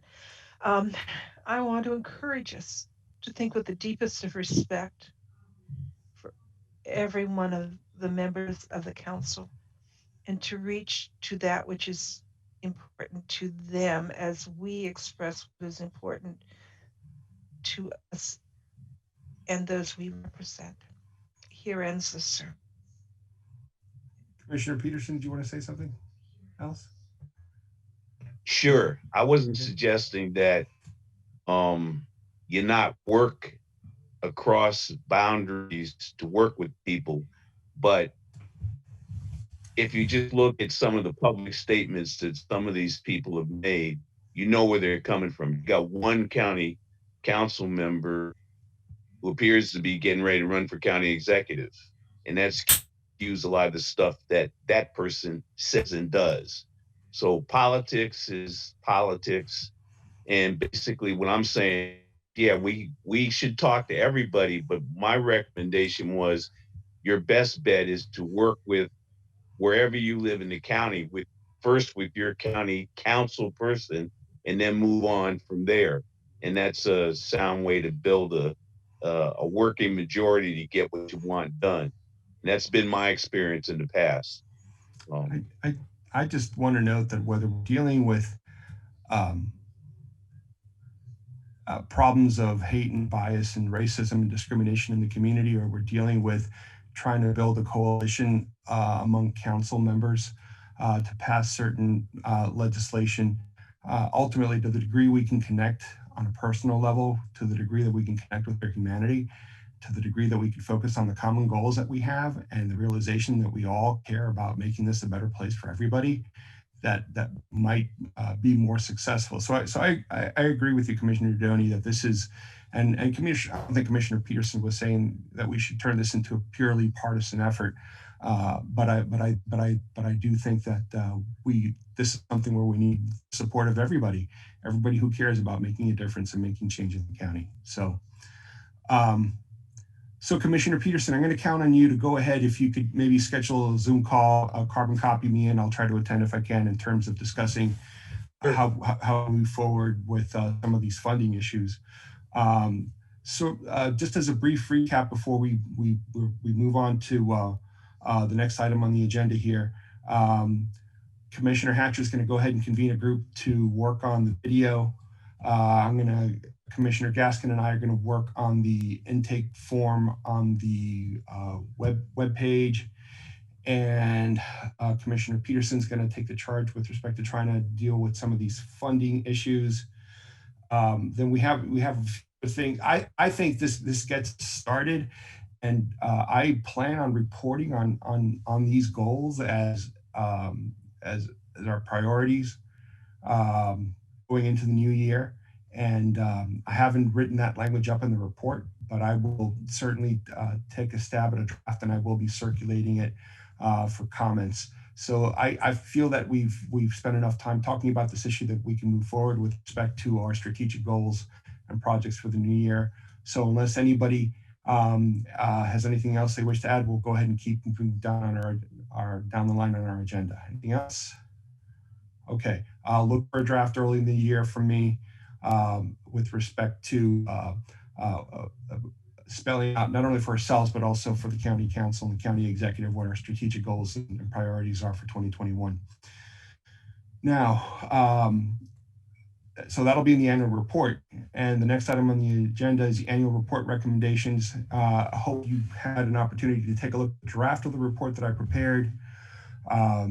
We've spoken about funding a little bit already, but I just want to go ahead and open the floor to discuss questions, concerns, comments, ideas, thoughts with respect to the draft of the report, specifically the recommendation section of the report. Floor is open. Go ahead, Commissioner Peterson. Thank you, Mr. Chairman. One question I had, I generally agreed with everything that pretty much was in the report. I thought it was a very thorough report, especially with the footnotes and whatnot. But I would like you to explain why you said that we would be reporting to the Director of Diversity, Inclusion, and equity, diversity, and inclusion. Why would we be reporting to that office? I see us as an independent commission. We are. I know we are independent, and I believe that needs clarification in the report. As I understand, based on the presentation materials that Dr. K provided to us a week or so ago, there's going to be like a dotted line, and I believe the commission will retain its independence, but hopefully the executive director and administrative assistant that gets hired to support our work, I believe they're going to be a direct report to the Director of Equity, Diversity, and Inclusion. At least that's my understanding, but I don't think anything's been flushed out yet. Go ahead, Alana. I was just going to say I would agree because Commission, as you rightfully said, Commissioner Peterson and Commissioner, I'm so used to saying Roberto Veloso, is that I know that it was a bit confusing at first, but I did explain to Kay that and reinforce the truth and the reality, which is that the Human Relations Commission is an independent entity. She understands that. And I know that originally, as Roberto had just said, that there was a vision of having this overall director kind of and having EEO as well as diversity as well as human relations officer um, report to this overall director position. I don't know if that's in light of the questions and the concerns that you've expressed, and I forwarded Commissioner Peterson to Kay, and I know that that's still in the realm of the county executive's office as far as this restructuring. I don't know how it's going to unfold. I'm just speaking that truth. I really don't know. But I think that, yes, Roberta was correct. There was that whoever the human relations officer and whoever, if the county has and continues with an EEO director, the reality is I'm doing three positions. And so trying to, divide the three positions and then have the three positions that I was doing report to one in the restructure. So any way you look at it, we're in the county charter, and Right. and I don't think anybody in county government can tell us what we're going to opine on, what issues we're going to work on, as long as they're within the legislative authority that we have, which is to work to eradicate discrimination and enforce the fair housing law. Yes. I don't think there's anybody in county government that can tell us that we can't do that. But yeah, I will make sure to clarify that in the report. Go ahead, Alana. Roberto, yes, and we did specifically talk about that issue today, earlier today, and Kay indicated most definitively that she understood and that the commission was she acknowledged as well as the county executive, because it is in the county code that the Human Relations Commission is independent.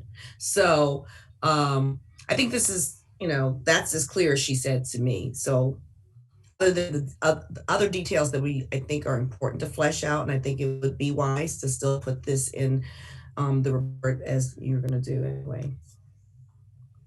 Does that answer your question, Commissioner Peterson? But I think if you thought it was an issue, I think I'm going to work on trying to clarify that. Yeah, it gives me some clarification, but I think it would be important in the report to reference the dotted line relationship and right. And be clear about it. We're independent. And that we're not giving up our independence. That's correct. Understood. Did you have any other comments, Commissioner Peterson, or anyone else? I mean, personally, I thought you might have some input with respect to the issue of the workforce diversity policy and the minority and small business set-aside policy. Again, I feel that you've probably spent more time thinking about those issues than anybody else on the commission. So if you have any other thoughts or ideas, please, in terms of developing those sections of the recommendations, please let me know. I just think that if we reference to the county what the school board did back in those years, and emphasize especially that it's important from the workforce diversity standpoint that there's an annual report every year that's public, that talks about demographic data, recruitment, promotion, retention, the demographics of that, and how they went out, what they did to fill the gaps. And then on the minority and small business enterprise, it's an annual report talks about how they're doing with any construction projects, with any purchasing that they do from vendors and all that kind of stuff, that shows that they're encouraging minority and small businesses to work within the county structure, and that they benefit from that, and especially businesses that are in the county. I'm going to go listen to this recording, jot those notes down, and I think I could probably add a few more. Yeah, I'll send you an email too. Okay, perfect. Roberto, if I may respectfully suggest Please. in the report, with regards to the commission's recommendations for, as Commissioner Peterson said, the MBE, I would respectfully recommend that they have some sort of plan and procedures, not only policy, plan Adopt. and yeah, adopt. Correct. You got it. That I will put, if it were me, I would, and it's obviously I'm delegating respectfully to the commissioners. I would recommend that they do that because under Title VI of the Civil Rights Act of 1964, just to be specific, I mean, it wants them to have plans, procedures showing their, active engagement of not being discriminatory in their conduct, is like the limited English plan, language access plan, and all the above. So I'm just, Alana, if you have time, any language you can suggest to put in that section, I would be eternally grateful. Okay. If you have a chance to drop me an email with that information. Okay. Thank you. Anybody else have immediate comments and concerns? I'll tell you the one thing I feel I went out a little bit on a limb about was with respect to the opportunity gap recommendations. I don't know. I know, Mary, you worked on that report, those recommendations, and I don't know what you thought about my idea of not only making it a suggestion that the county have a policy, an equity policy, but actually turn it into law to make it a requirement. Maybe I'm going too far. I don't know. What do you guys think? I think that's entirely consistent with the recommendations. We're asking for codification of those recommendations, not just implementation, but codification. So, okay. Thank you, Chairman Veloso. Thank you very much. Okay. Anybody have any other thoughts, comments, observations? I mean, we're going to definitely have to vote on this. Final time we get to vote on this and approve this is going to be at our January meeting. And I'm hoping that before that meeting, the report is pretty much done and that we have some consensus by communicating via email, making sure that everybody's in agreement with it and can support it. We don't have to issue this report with complete consensus of the commission. As long as we have a majority of the commission favoring the recommendations, we can go ahead and issue it. But I just want to make sure that we have a majority of the commission supporting the various recommendations that we make in it. And obviously, if there's other things that we should be addressing, speak up now. Go ahead, Commissioner Doney. Minor point, I do notice that on page 6, you'd highlighted the 2021 goals. Yeah, I need to flush that section out. I haven't done that yet. Okay, based on the earlier conversations, which are very illuminating, thank you. I think that discussing Facebook as a marketing communication tool reflects my age. Social media may be the broader word to use, word to describe it. Terminology. Yeah. Thank you.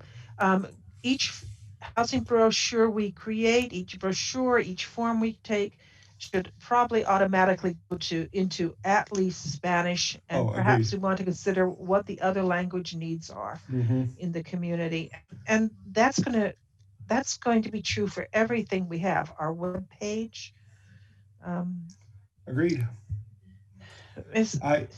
There's much more work to be done with respect to limited English proficiency issues.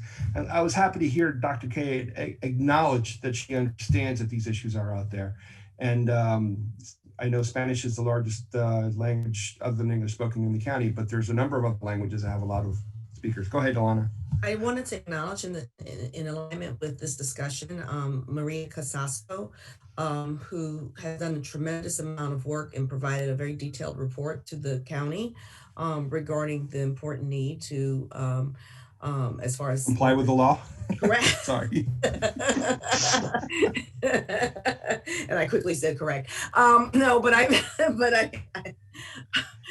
the important need to ensure accessibility to the services, programs that are available to all residents of Anne Arundel County, regardless of their national origin, their limited English proficiency, race, color, religion, creed, sexual orientation, disability, veteran status, and so on and so forth.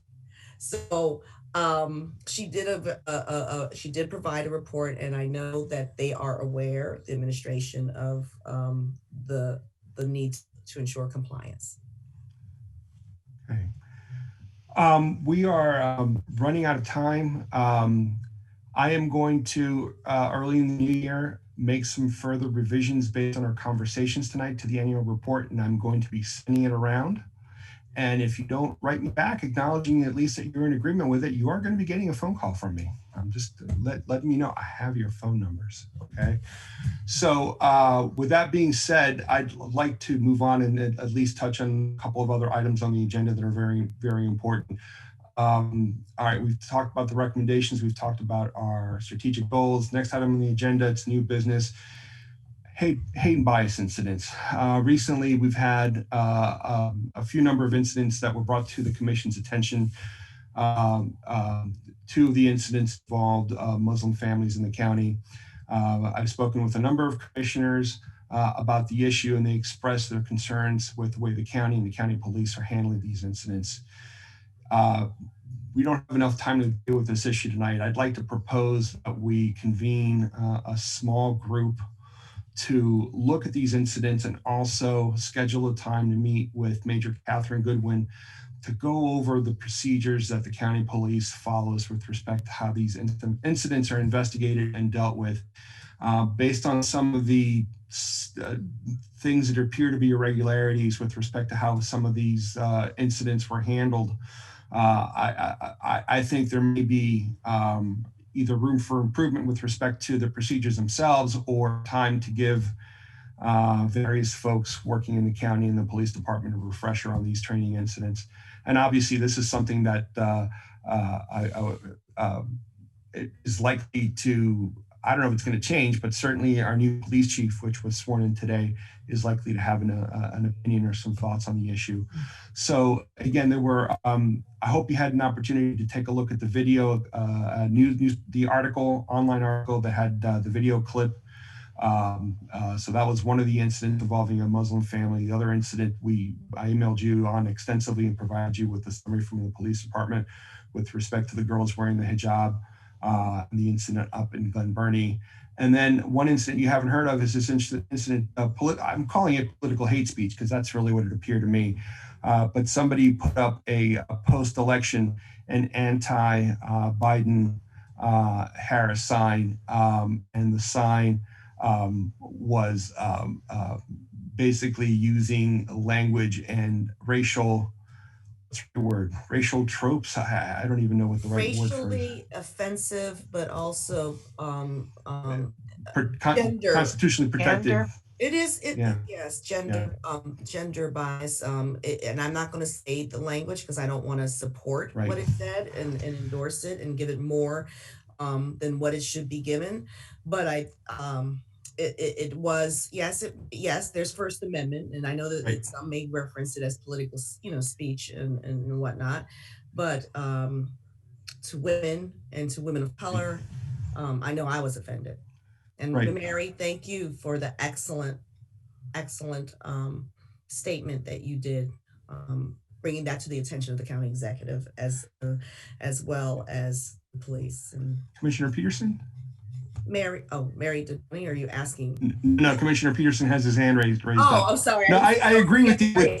I agree with you with Mary's stepping forward and bringing this to the attention of the county. Yeah, go ahead, Commissioner Peterson. I'm not opposed to talking with Officer Goodwin, but I really think this needs to be brought to the attention of the newly sworn in chief. Yes. And I just think that you have it on your calendar, right? January 7th? Yeah, that's where we have to make it clear that that basically the way I read the email, you either believe what the police said, or you have to consider that this distinguished Muslim woman is a liar. And basically that's the conclusion I came to. And I don't think it has anything to do with procedures. I think it has to do with the culture and what's going on in the culture in not just the police department, but in the county. And I just think that that's something that the chief will have to, in her own way, because I believe she can do it in her own way, address. I agree with everything you said, but I really do believe that there were some lapses in procedure, normal police procedure, and if they weren't lapses, there needs to be retraining. Yeah, I'd be happy to talk to both Major Goodwin and our new police chief about that, and I think we should. But we are seriously running out of time. If someone has, I propose that we go ahead, Commissioner Clapsaddle. No, I just have one comment at the end. You proceed. Okay, I just want, is there someone that would be in a position to possibly take a lead in terms of organizing?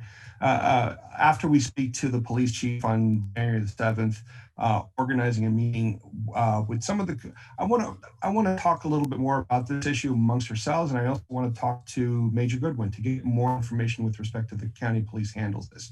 Can someone take the lead in terms of organizing, getting together and starting these discussions? Can somebody step forward? Commissioner Dodoni, I see your hand up. Yeah, like slap me upside the head. I'm about to volunteer for something. I'll organizing. At this point, it's organizing. Organizing. Who's going to work with me on this one? I'll attend. Commissioner Peterson, I know will attend. I'll do it. I'll do it too. Okay. Okay, because we've got many constituents who want to work with us on this. Okay. I see Commissioner Gaskin's hand went up. Go ahead, Commissioner Gaskin. Did you want to say something, or are you volunteering? Volunteering. Can you take the lead with this for us in terms of organizing it, and just make sure we try to get a meeting on the calendar in the first 2 weeks especially let's put the police chief, and then let's reconvene at least some members of the commission and have some conversation about moving forward with these issues, because I think we need to try to move forward. Can I get you to do that, Commissioner Gaskin? Sure. Excellent. And we'll poll everybody on the commission early in the new year to see who wants to participate in these conversations. If we end up with a situation where we have a quorum, we'll go ahead and organize a meeting on Zoom, make it a public meeting so that we make sure that we're complying with the Open Meetings Act. So we're quickly running out of time. Commissioner Peterson, can you give us an update on the meeting you had with the county executive and other community leaders with respect to the civilian review boards? There was a meeting with an outside group that had been working on the civilian review board development. And Reverend Margarita Morse was the person who was most adamant about having the board no matter what. Carl Snowden and others thought we ought to wait until we see what happens with Libor, with the legislature. The county executive said he proposed the civilian review board light because Libor presently makes it almost impossible for investigations to occur.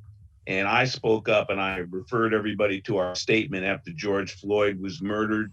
I said we support a civilian review board, also 8 can't wait initiatives being implemented now. And I personally said I don't see why we can't move some legislation like they did in Baltimore County. I didn't say as a member of the commission, but personally that was my position. And the meeting ended with the commitment to continue the dialogue. Thank you, Commissioner Peterson. We are quickly running out of time. Please keep us posted if you hear anything else from the county executive's office with respect to the civilian review boards. And I know this is a topic that we will be revisiting on January 7th when we meet with the new police chief. Do we have any announcements? Go ahead, Commissioner Clapsaddle. I just would like to ask Commissioner Dodoni to note in the commission voting on the minutes, approval of the minutes from last month, that I abstained because I was not here too. Thank you, Commissioner Clapsaddle. Thank you for pointing that out. Thank you. Thank you. Okay. If we don't have any other announcements, just want to remind everyone that we have our meeting. Please make sure it's the calendar for January 7th with Chief Wood at 6 p.m. And we have our regular meeting on January the 21st at 6 p.m. And If there's nothing else, I'm going to ask for a motion to go ahead and adjourn the meeting. Thank you all for your participation and engagement. And Move to adjourn. Second. Okay, all in favor? Aye. Okay. Aye. Real quick, happy holidays to everyone. Please be safe, stay sane. Thank you, Alana, for all your work. We're going to miss you. And we will be in touch in the new year. Everybody have a great holiday season and a happy new year, and see you in the new year. Thank you. Everyone, and thank you. Happy Good night, everybody. Aye. Thank you. Thank you. Night. Night.